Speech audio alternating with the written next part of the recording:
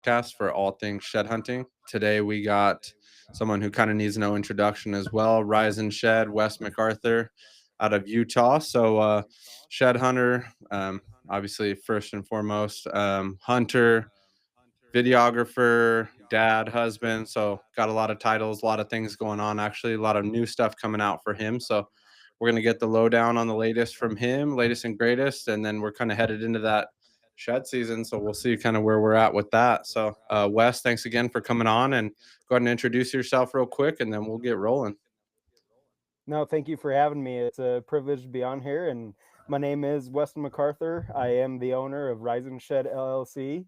And yeah, man, you kind of said everything already. Husband, father, kind of a jack of all trades in the hunting industry. I do filming, editing, videography, the whole bit. I do all that type of stuff.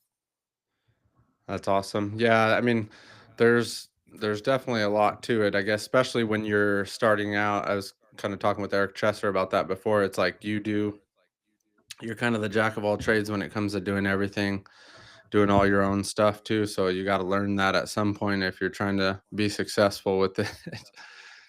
Absolutely. Yes, sir. um, but I mean, like I said again, I appreciate you coming on. But just real quick here, I mean, with the shed hunting season kind of coming up, and there's expo stuff kind of going on, so I'm sure you've been busy, kind of getting ready for that. You're going to be there at the Western Hunt Expo? Yes, sir. I will be with Trent, Rogue Outdoorsman, once again. We will have our booth in the exact same location as last year. So if you guys made it out last year, you know right where we're going to be. And yeah, man, I actually do love the expo. I love seeing the faces behind the comments and everybody that, has something nice to say. And for me, this is a way to shake their hand and just thank them in person for, spending their hard earned money on my gear. And to me, it's still a wild concept to me just because I don't know, like I'm nobody special or anything. And yeah, sure, people may watch the videos and do the social media stuff for entertainment or whatever purpose they may have. But I love Expo. I seriously do. I love seeing the people come up and just talk with them and share pictures, and it's a good time. I'm a big fan of the Expo. I'm looking. Actually, this is going to be my first year going, so I'm super excited about it. Had seen it in the past year after year, and there's always something going on, and I was like, dude, I have to go this year. So I booked a little flight. I'm flying out. I'll be there just Thursday all day. Fly in from Arizona like 7:40 in the morning, and then fly back out at like 10 p.m. So I could just spend the whole day. Oh wow, yeah. Yeah, that's a quick little trip, but Yeah. no, the expo is a good time. And I mean, you get to see the people that you watch online, and you get to have conversation with them and maybe learn something or tell them a cool story or whatever you got going on. But no, I'm excited for you to be out there. It's a good event. And I mean, since you've never been out there, you won't know how much it is expanded. It is Yeah. huge. It is Yeah. huge now. And because dude, I used to go when I was a little boy and try to go meet the faces that I watched on TV, like Jim Shockey and Eastman and all that.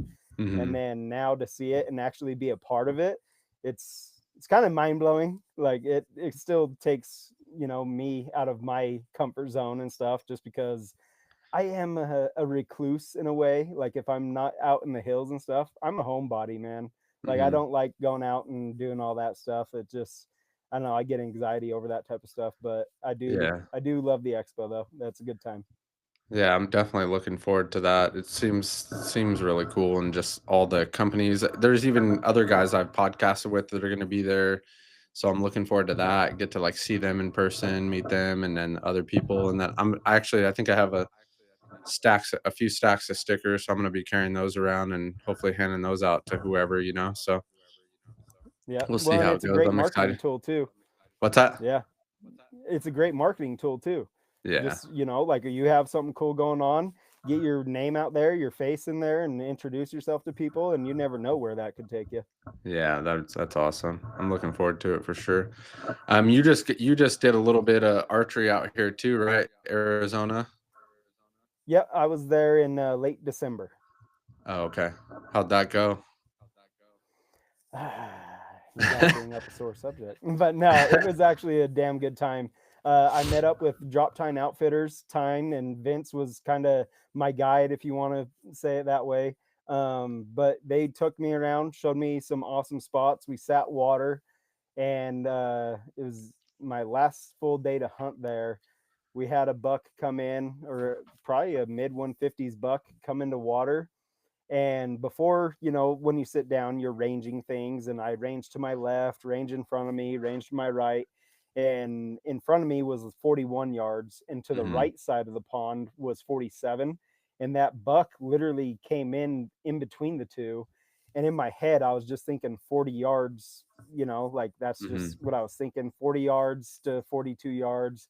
And I set my dial up at 47 like a ding dong because that was my furthest shot.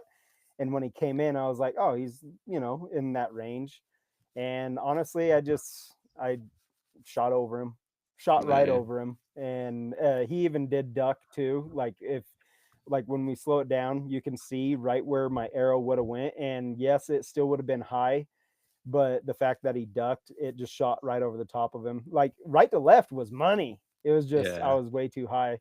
Oh And man. so that kind of ended my whole Arizona for the year. Was on a miss, so that was kind of crappy, but it was still a good time. And I got to go be with some good people, and they took care of me. Got to stay at Tyne's house and stuff, and so the whole experience was awesome. It was just I did not capitalize on a buck, and then I was pissed off because I was on the mountain when those tags went on sale for Arizona. So I don't even have a tag for 2025 in Arizona. I was Yeah, actually they're kind of bummed out. yeah, that sucks. They're definitely tough to get now too, now that they've done that. I had to get on there and get one for my uncle. Luckily I snagged him one, but for the last like 2 years he hasn't been able to get one because he can't figure it out or it times out. And I'm like, "You just give me all your info, I'll take care of it." And I was like There you waiting go. for just the minute to change and boom, click, click, sale. I'm like, "All right, you got one." Hell yeah. But it was definitely a weird year, though. I'll tell you that. Like the warmer weather stayed around a lot longer than usual. We went into the fall super, super dry, like you would know, like talking to those guys. Sitting water was like a good option this past kind of OTC. We're almost done with it now, a couple more days left, but it was just kind of different. I feel like the rut was kind of pushed back a little bit in different times because sometimes in December, depending on where you're at, more northern, they'll start kind of getting ruddy and chasing does and stuff. So you can kind of like hunt higher earlier and then kind of work your way down the state like as the later it gets into January. But I Hmm. mean, I had See, and a I was even, yeah. What was that? oh, I was just gonna say, I was even out there before Christmas, and that's one thing that we did notice is the rut was not turning on like it had, my previous 5 years of being out there. Hmm. But yeah, that's correct. It's interesting how the weather really does play a role with hunting activity. Yeah, I shot low on a nice buck, and unfortunately, it was at 29 yards, and I was just focusing on like what is the doe doing because these two does were just kind of running back and forth, and I was just too focused on them and not focused enough on my shot. And I mean, a 29-yard shot, it's like I could make that all day, and I blew it, and I just was so like, dang it, dude, what happened? Oh, Happens still to the eating best me. of us, man. Yeah. So, just one of those things, but I just wasn't sure if he was gonna stop, and I shouldn't have been worried about that. I should have just been worried about my shot. I knew he was gonna stop, but I was like, for some reason in my head, like, he's not gonna stop in this small opening, but anyways, yeah, so long story short, yeah, that one sucked a little bit, but it's all good. We went and chased some more and just no good shot opportunities yet, but we'll see. But Oh, it'll happen. yeah, but then with shed The season more coming you're up, out I there. mean, you're kind of already starting to get ready. Did a little scouting trip, as I see, and then kind of just getting excited, getting some sheds even picked up. It seems like a lot of people are kind of picking up some older stuff, and then a little more mild winters. It seems like kind of going around everywhere. Yeah, absolutely. Even here in Utah, it's been a little bit more of a mild winter, and in places that we usually have feet of snow, it was actually bone dry on our drive that we just took this past weekend. Like Hmm. stuff that is usually snow covered.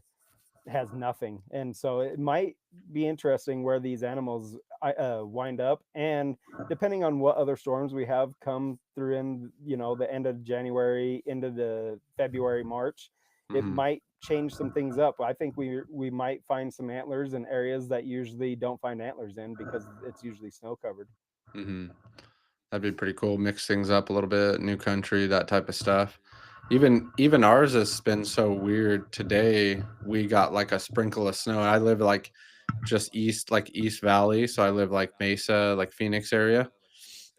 We even Gotcha. got like a sprinkle of snow, a little bit of rain the last like 2 nights, and a sprinkle of snow in the mountains today. So it's kind of like interesting, pretty late, but we're starting to get something, which is kind of interesting. So, but Yeah. we don't have like migration and kind of like major stuff like that here necessarily, where it's like they come out of the Hmm. hills down to the foothills kind of deal. But eh, we'll see how it goes. But Yeah. no, I just wanted to talk a little bit about how you kind of got started, like how you even started shed hunting in the first place, and then kind of where that took you to now, like to today, if you don't Okay. mind kind of sharing that. Absolutely. So I found my first shed technically when I was 11. I was out hunting with my dad and, found the shed and was like, Dad, what is this? Like, why isn't it on his head? And then that's when he actually told me that antlers fall off every single year because when I was younger, I just thought they just kept sprouting and they just grew more points, got massier and stuff, like as they got older. And then he did tell me that no, dude, they shed every single year and then they have new antlers that grow every single year. That's why they look different every year. And that was actually fascinating within itself. But I really didn't get into shed hunting until like 2012. And I was actually working cell phone towers and we're in Wyoming. I was with my buddy Cam and he was like, let's go find some sheds. And at first I thought he was talking about, like a tool shed. And I was like, what? You just want to go down to Home Depot and go look at some sheds? And he's like, no, dumbass, let's go find some antlers. So we literally went like 15 minutes away from our hotel room and not even 100 yards out of the truck, I found a little 4 point, little hard white 4 point. And that honestly is what kind of just kicked everything off. I was like, oh my gosh, like these antlers are so cool. And then happened to walk like 100 yards further, and I found a brown side by side set laying on top of each other. And honestly, that is what kicked shed hunting off for me. And I fell in love with it immediately. I don't know why I didn't, fall in love with it when I was 11 and finding one. But when I got older and just it really resonated with me about like these are technically kind of everywhere that animals are. Like you can Hmm. find them in specific areas. Like this is nuts. And we ended up, I think, finding like 36 that day. Oh wow. And so yeah, we had a stellar day. And that's what's crazy is it was only a half day because when I was doing cell phone towers, it was so windy that we had to call off the day. And then just decided to go shed hunting, found like 36. And that is literally what started the whole passion. And then after that, I would get out religiously. It was usually every weekend that I could, or if I had a free day or something like that, I was trying to go shed hunting. I just completely fell in love with it. And then I started my YouTube channel in 2016. And again, the only reason I started that is because I started watching people find sheds and going on their adventures. It just Hmm. made me think like maybe people might want to watch what I got going on. So I started up the YouTube channel in 2016, and then one thing led to another and people started asking me for apparel, and then people just wanted more videos and stuff, and then I was like, ah, I could maybe do something with this. Hmm. So my wife and I saved up money. We had a financial goal that we wanted to reach, and we ended up reaching that goal. And it was maybe 6 months after when that goal had been met, I was actually doing excavation, and a bore company had bored through a fiber optic line and a sewage line. So I was literally working in human piss and shit, and just I had that come to Jesus moment that was like, I don't want to do this for the rest of my life. Like I'm Yeah. meant for something more. And like growing up, people just always tell you, do what you love. Mhm. and I love the outdoors. That's something I'm very passionate about, and so that day literally is engraved in my brain, like, of literally the moment that everything changed. And I remember got off work, and it was like a 15, 16 hour shift that day. Got off work, called my wife, and I said, "Hey, I'm putting in my 2 weeks." And she was all for it because we had already been talking about it. And then made a few other phone calls to Eric Chesser and Ben Dedamani, Shed Crazy, and Mhm. Eric, and they were excited for me. And then away we went full time, July of 2018. And it's still kind of crazy to say that, like, yes, I do make content for a living, and it's crazy that sheds are what people mostly know me for and stuff, is just a little piece of calcium laying on the desert floor, and people want to follow along and live through that. And Yeah. like, even going into the whole social media thing, man, like, social media has honestly been a blessing in my life. And the people that I've got to meet, and the people that share their stories and stuff, like, it's still mind blowing to me, and I love it Mhm. though. Like, a lot of people want to say negative stuff about social media. It's only been a blessing in my life. So that's honestly how the whole shed hunting thing got started, was just out in Wyoming and finding some sheds, and fell in love with it. Yeah, that's awesome. It's so cool to hear everybody's story too, like you just said. When you everyone kind of has one, and it's very unique and different, and they're all their own different stories. And then everybody has those defining moments too that kind of turn a corner and go a totally different direction. And it's cool to hear those different ones too, like just thinking of just I'm sure anybody listening too would just kind of think back to like I did have one of those moments and I decided to like leave this job to go for this, and it just totally changes the course of your life. So it's Hmm. really cool to see that and see the fruits of that labor too, because that's not easy to do. It's not easy to leave everything behind and like kind of take that leap. Hmm. So, well, Oh, absolutely. you Like, know trust me. very well. Yeah. So that's kind of funny. I when I was younger, I think I was like 20, almost 21. Same, maybe I was 21. Like right about that age, I was like I was like struggling trying to go to college and then trying to work and trying to live. And then I got to a point where just like some random day I was going down the street, some car like was kind of going slower than me. So I'm like, all right, I'm gonna go around them, start going around them. They ended up like changing lanes at the same time and then hitting their brakes to like do a U-turn real quick. And I just ended up like crashing right in the back of them because we're both moving like 30, 40 miles an hour and they just come to a sudden stop. Boom. So I ended up like kind of running into the back of them with my truck. And then I'm just like, dude, like, I gotta get out of here. Like, I gotta do something else. So then I ended up joining the military just like a few months later. And like that next year, I was gone, off in a whole different Hmm. direction. So, and I was doing like different labor jobs and this and that and learning a bunch of stuff and figuring life out at a young age. But I mean, that was kind of like one of the moments where I'm like, I'm done. I gotta get out of here. Oh yeah. And it just changed the course of And everything from that point. So, I feel everybody does come to that point, but it's a select few that actually chase after what they really want in life. mhm, And even for yourself, even starting this podcast, there was a point in time where you're like, all right, I want to interview people and talk to them about shed hunting or life or whatever the mhm, case may be. But you made that decision and you mhm. followed up on it. And I think people are scared to follow up on those thoughts. And Yeah. that's the biggest difference, though, is actually turning those thoughts into action. And that Mhm, is what I feel has made this company so successful too, is like, the thoughts that I have had, I just try to turn it into action. mhm, And yeah, of course, I'm not where I want to be, but at least I started. At least I mhm. have a direction of where I'm going. And don't get me Yeah. wrong, like, when I first started out, dude, I had no game plan. I had no idea what the hell I was going to do. I just knew that I wanted to be in the outdoors, and I wanted to make a living in the outdoors. And I made that Mhm. decision, and then I followed up on it. Yeah. And that's a huge leap of faith, but then I 100% agree with that too. You get to do what you love And I mean, it's really, really rewarding no matter how big the struggle is. I mean, sometimes there really is beauty in that struggle too. And when you get to the top, I mean, it feels good, you know? Have you heard that?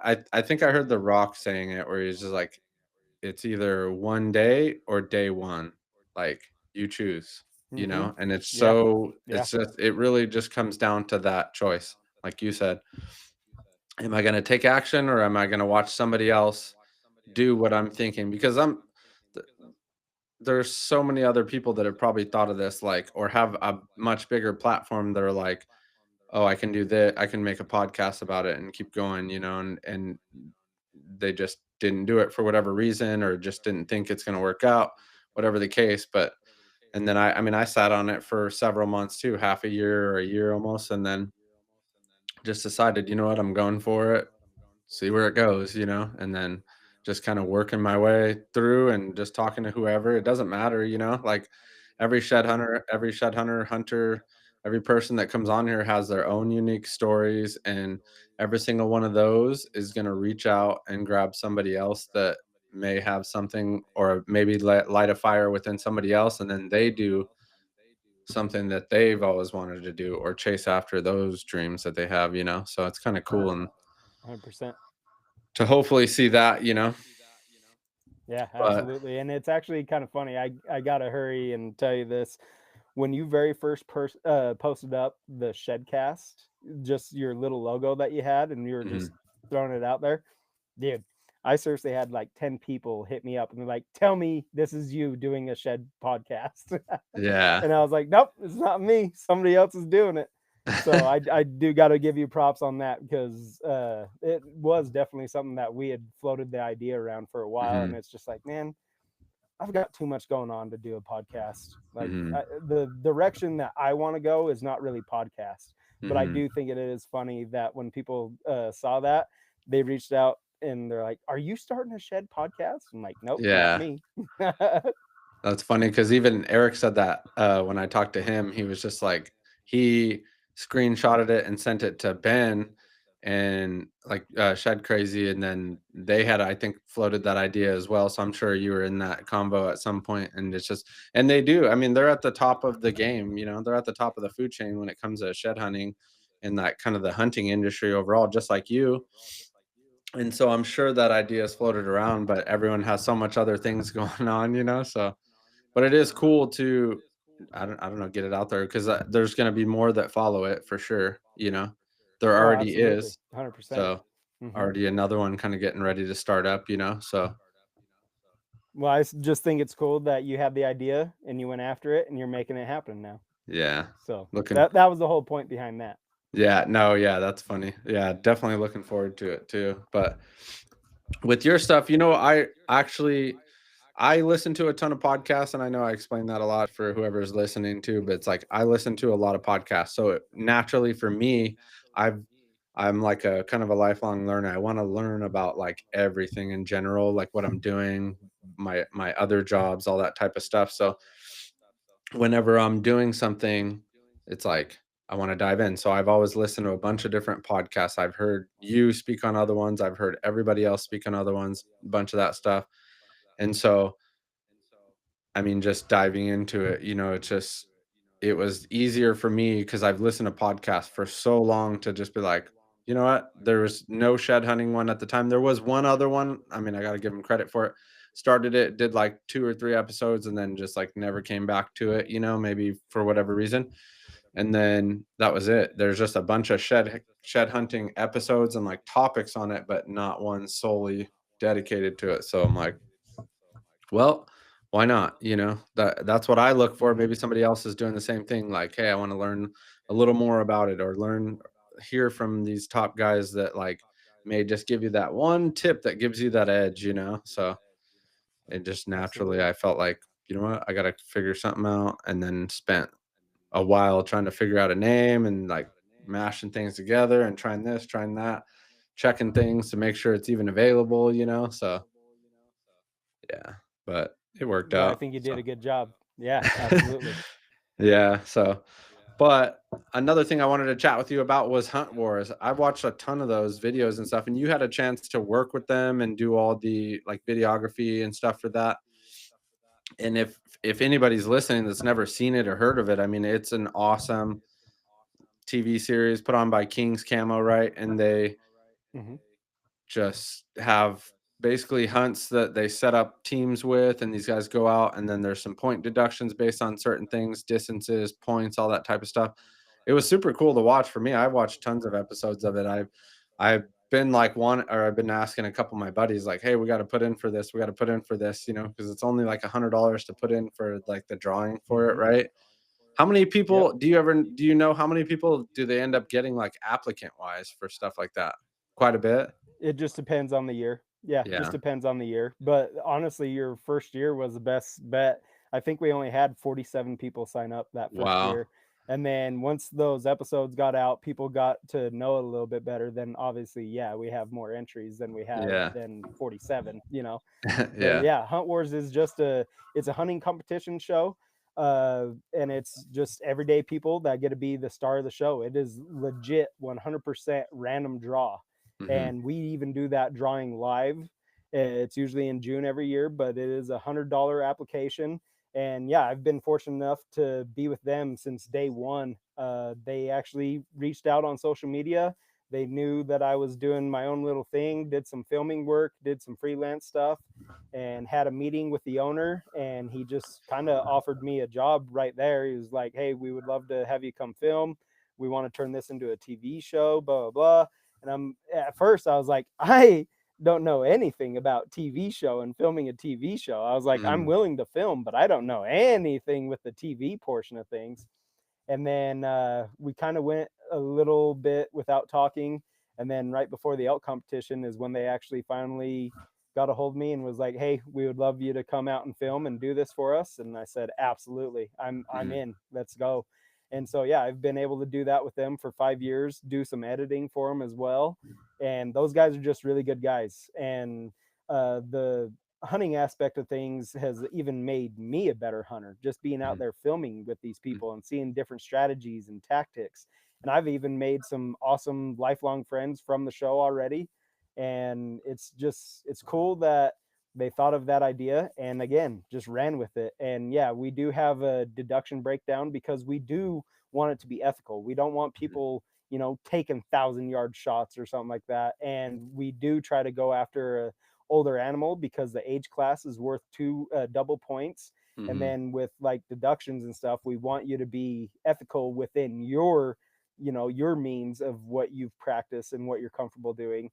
So yeah, we've tried to make all that, even though it's a competition, it ends up being just a brotherhood. Honestly, at the end of the competition, nobody's mad at each other or anything like that. It's like, no, they're all honestly working together to help each other out. Like there's been teams that have informed other teams of like, hey, we've saw stuff here, or hey, I wouldn't go over here, it was kind of dead. So it's honestly just became a brotherhood at the end of every little competition that we have. And that's what I think is actually pretty cool about it.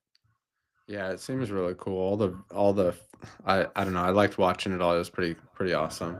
That was a good show for sure. And there's so many different episodes and different stuff they hunt, so it's really cool. Hmm. And then I mean, and then you've gotten more like throughout the years and kind of going all in, you've gotten the opportunity to do more and more with it. So you've done the one of the things I kind of wanted to talk about was like the shed and tell, and then like your shed hunt giveaways. I mean, those are really awesome opportunities for people who are able to attend.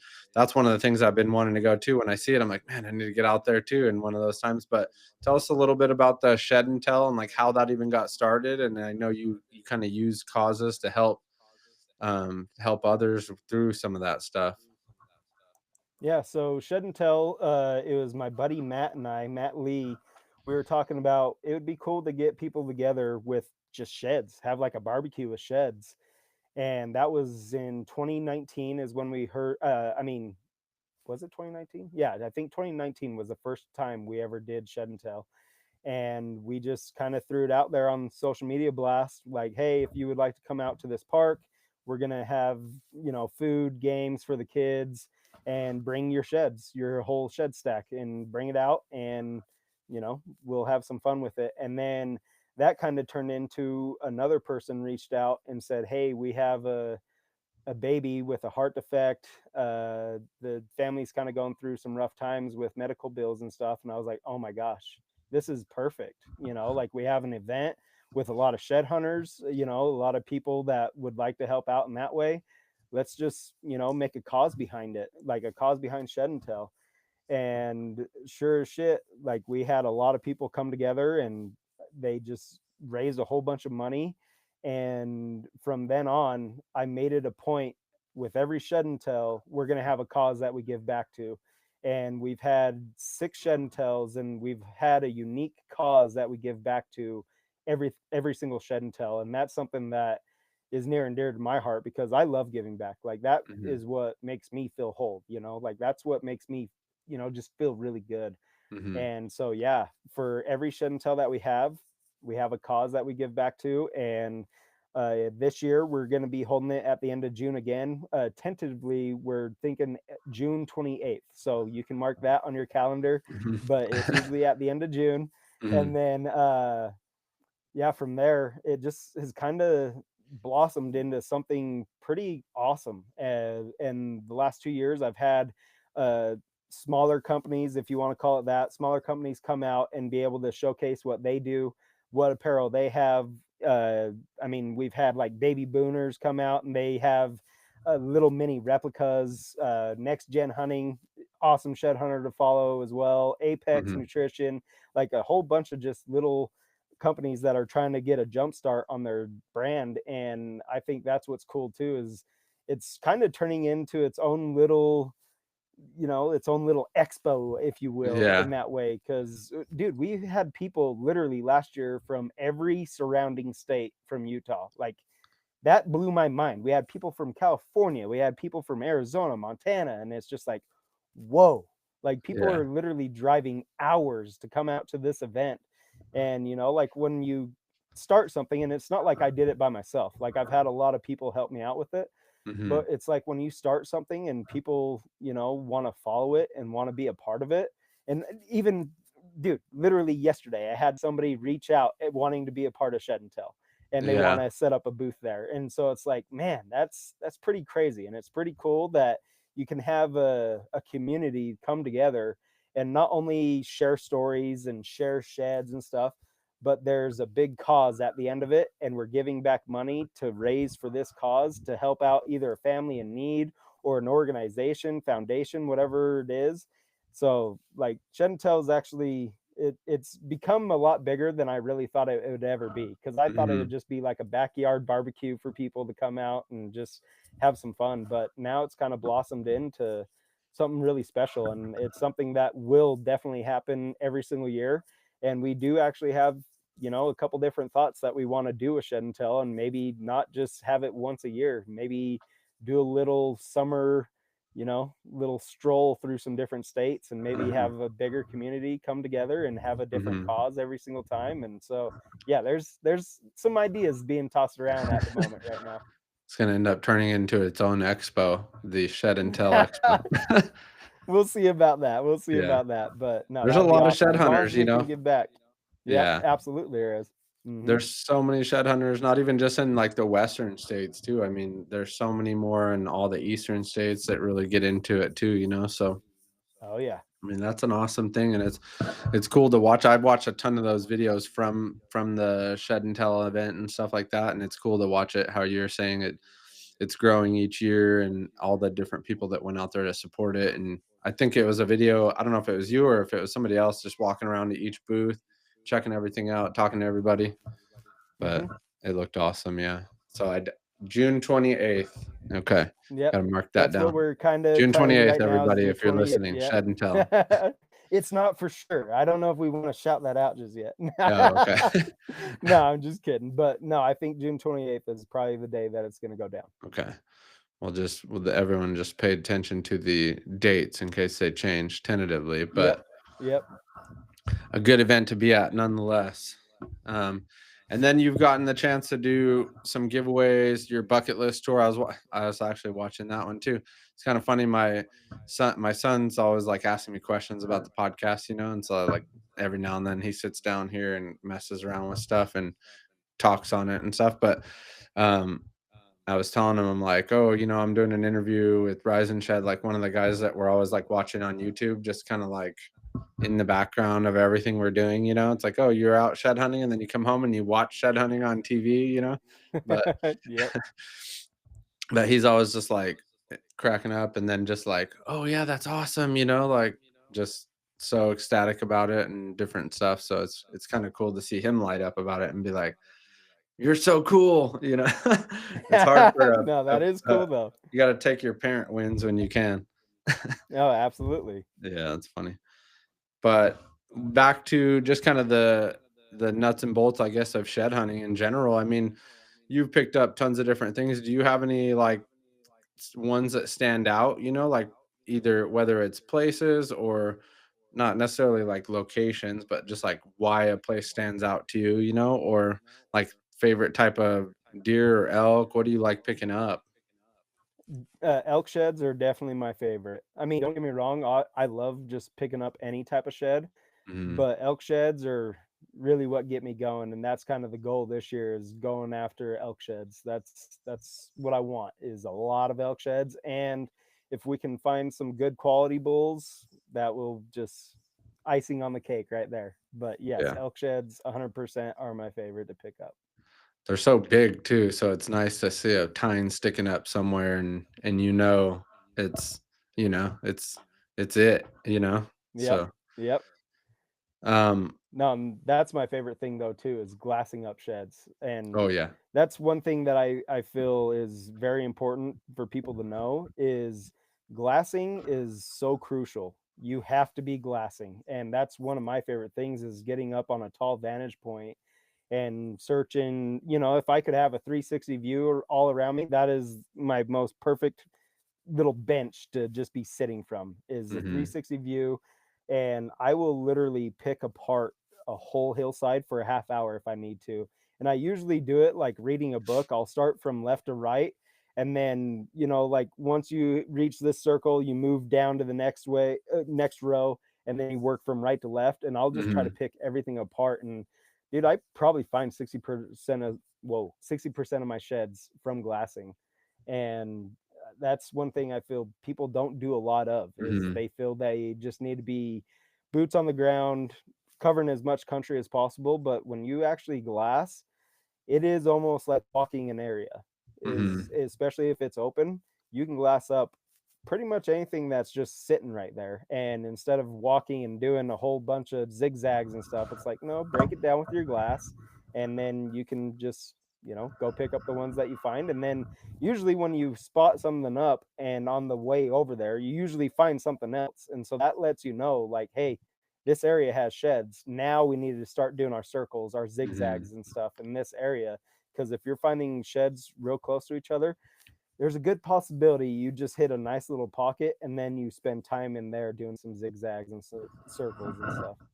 Yeah, and some of that stuff sometimes you can't see, but no, that's like a perfect analogy of just like, what getting on those high points and looking with your eyes, Hmm. walking with your eyes essentially too. Like you said, just covering that ground. I'm with you on that. I absolutely love glassing up a shed because then, I mean, most of the work is over at that point. You don't have to cover X amount of miles. We're going to beeline to that shed and then like start doing some work around it, out from there and Hmm. whatnot. But yeah, there's definitely nothing like panning and then boom, just right there. There it is. Yep. And I Yeah. don't know about you, but it's like when I find that first shed, it's usually a coast the rest of the way. And Mhm. it's almost like an anxiety feeling of like, oh, I gotta find a shed. I gotta find a shed. But Yeah. it's like as soon as you find that first one, it's like, ah, we're good. The monkey's off Yeah. the back. Let's just take it easy and just see what Yeah. else we find. I feel like that's how it is for the year for me. It's just like breaking the ice for the year just to find that first one, and then once you find that first one, okay, like we're in it, and then go from Yep. there. Luckily, I already broke into my first one. Usually, I don't start shed hunting until later, but because it was over the counter archery, I was just out walking around looking for deer and stuff, and I ended up walking up on a nice little 3 point, just a muley shed. But what's funny about that is I had walked this stuff back in like August during early archery, and I had walked, when I looked back at my tracks, I was like 53 yards from this wash that it had dropped in, you know? So I'm like, that's Hmm. how close you can be sometimes. And I think I've even been closer when I look back at my tracks. Yeah, 100%. Dude, it even happened to me yesterday when we were out scouting. We went on a little hike and we made our loop through. And then when we were coming back through, my buddy Kyle ends up finding a shed. And I'm like, dude, I literally just walked right here. And literally 10 yards away was my boot tracks. And all I had to do was just look back. And then it was tucked a little bit, but there's probably so many sheds everybody walks by Mhm. and you have no idea. And Yeah. yeah, it's probably disturbing how many sheds I've walked right by. Yeah. Oh, yeah. That's what's kinda cool about it. I always just kind of think to myself, like, there's always something out there for somebody to find, so hopefully nobody gets discouraged by it, you know? It's just get out there and look for them, you know, and you'll find them Hmm. eventually. Or, like, if you're listening to that and you're surprised by that, I mean, the best shed hunters even walk by them, you know? You Oh, could be if looking left people, and the shed's laying on your right side, you know? It's just that simple. well, and And I you think people also get impatient with it though too, because I've had so many skunk hikes.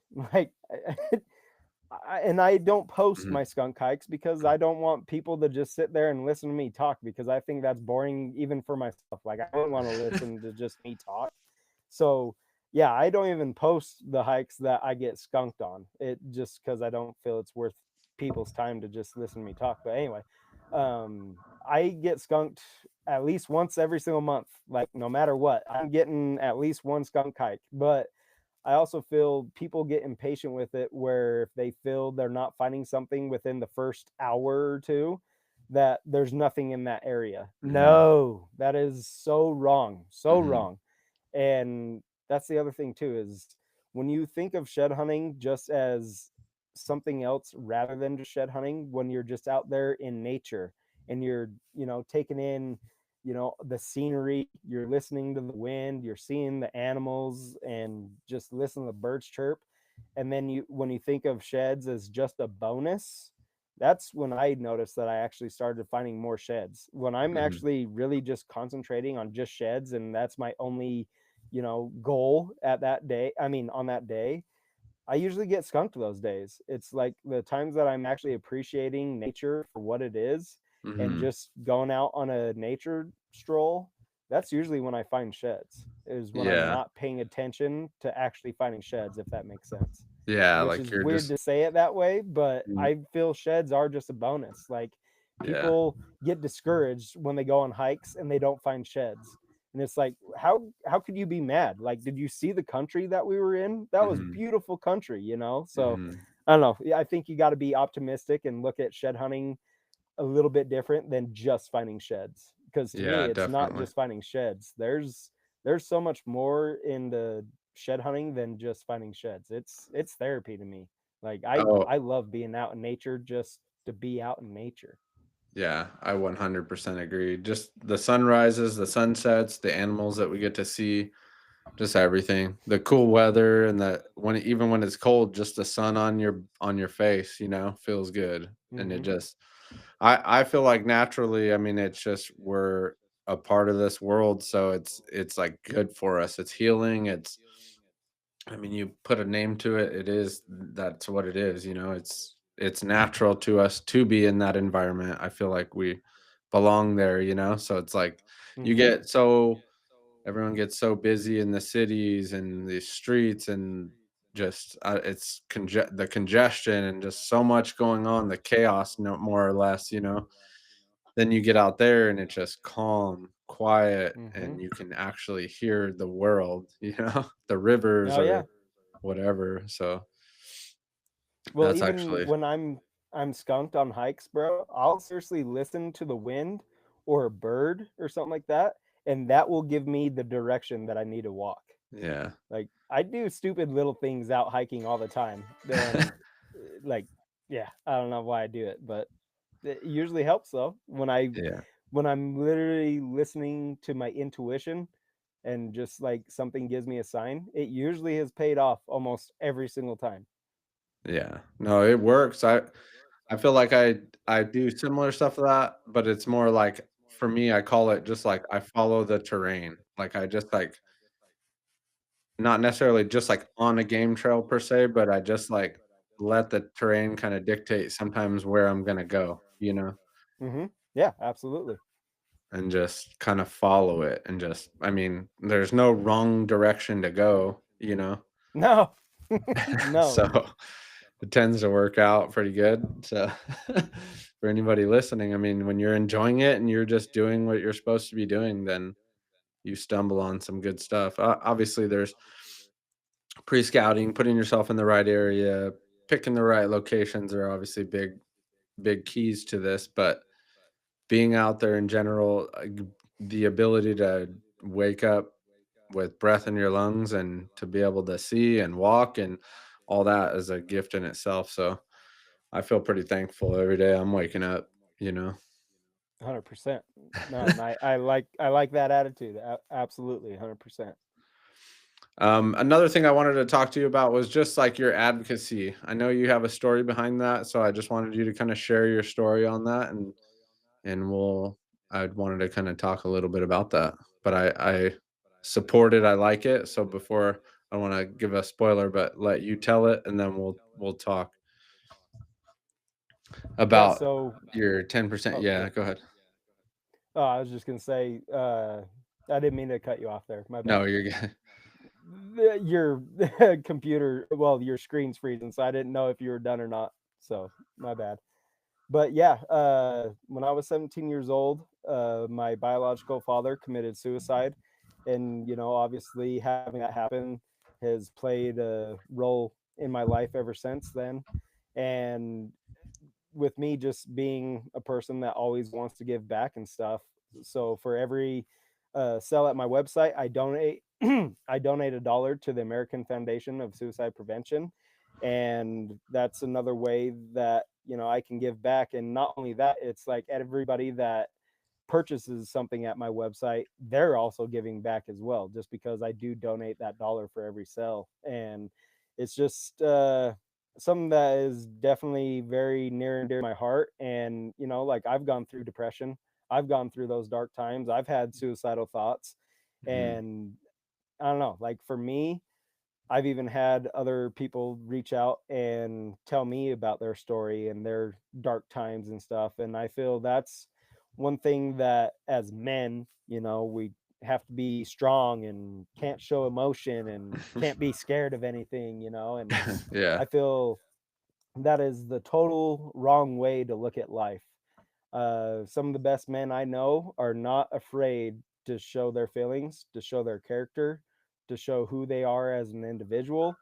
And I Mhm, feel that's something that is very important as us, like not just as men, as people, to be able to talk about those things and talk about our fears, talk about our anxieties, talk about why we feel certain ways about things.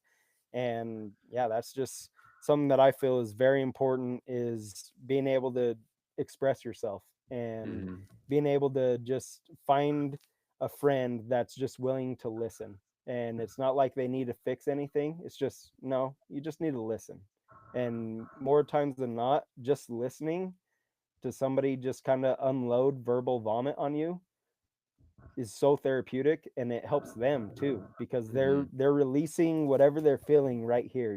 They're releasing that anger, that depression, that whatever they're going through.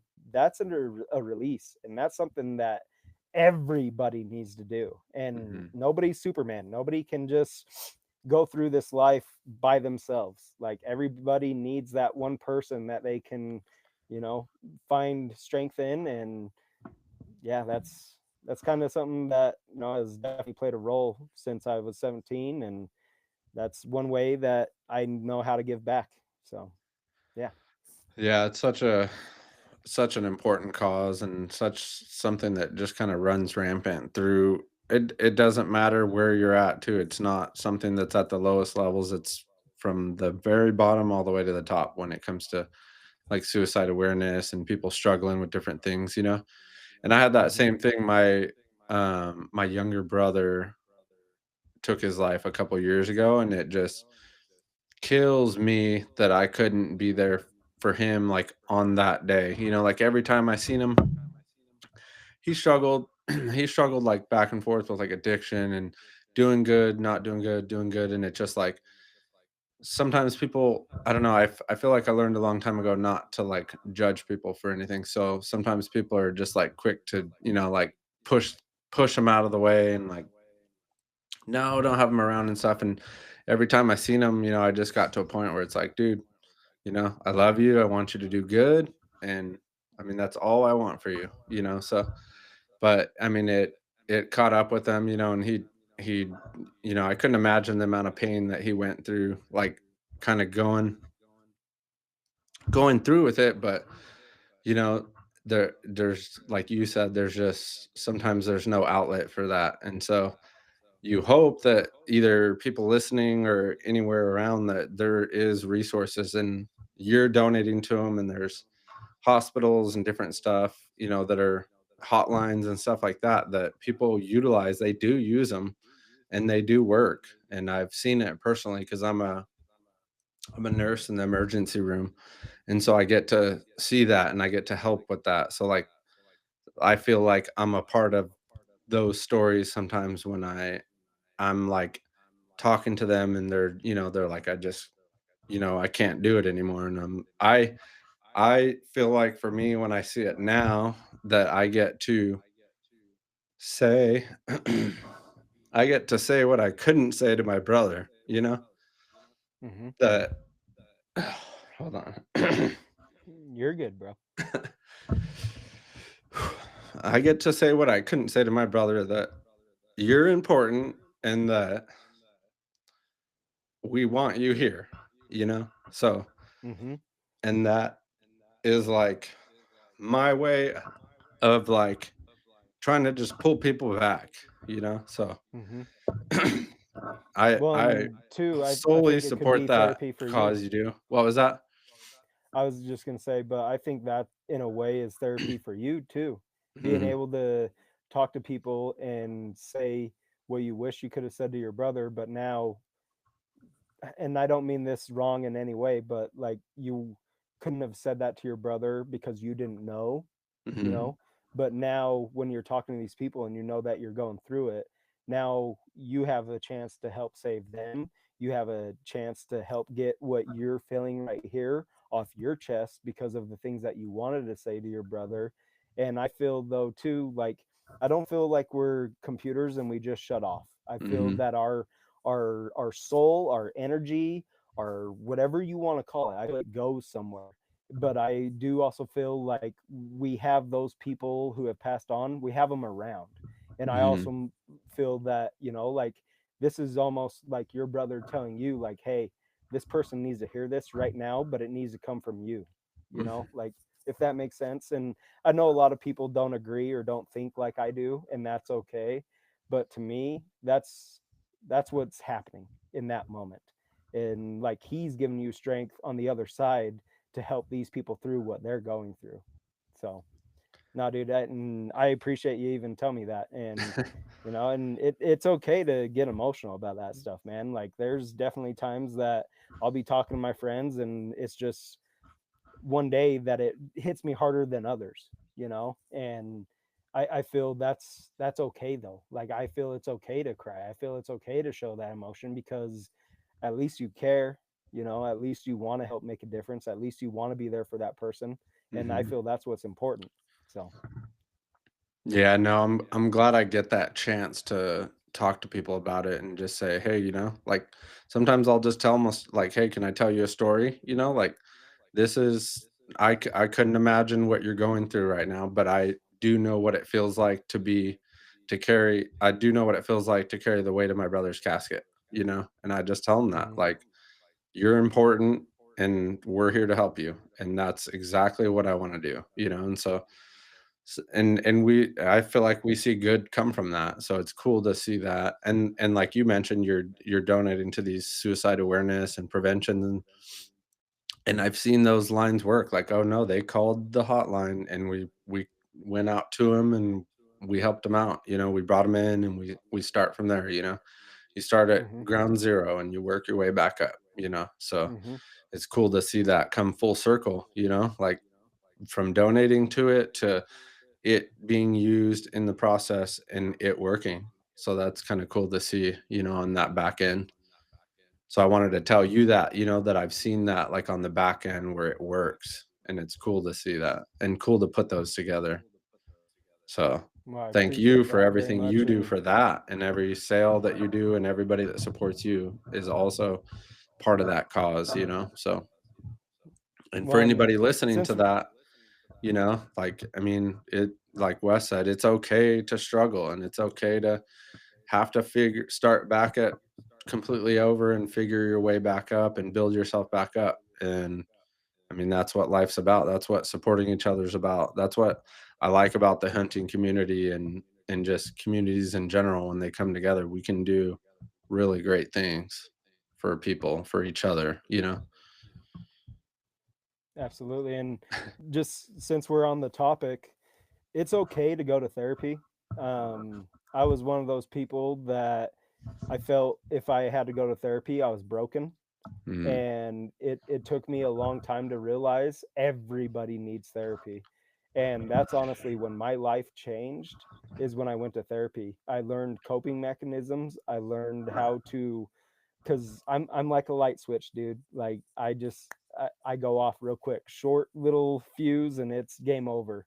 mm, But therapy has honestly helped me deal even with my father's death, because when you're 17 years old, you just kind of feel like maybe if I would have been a better kid, maybe if I would have spent more time with him, maybe there's all these maybe questions and stuff. mm, And it played a definitely a big role right after, for sure, because I was blaming myself and I was playing, I guess, a victim mentality in that way. And I went so many years of my life that way though too, and thinking about those things.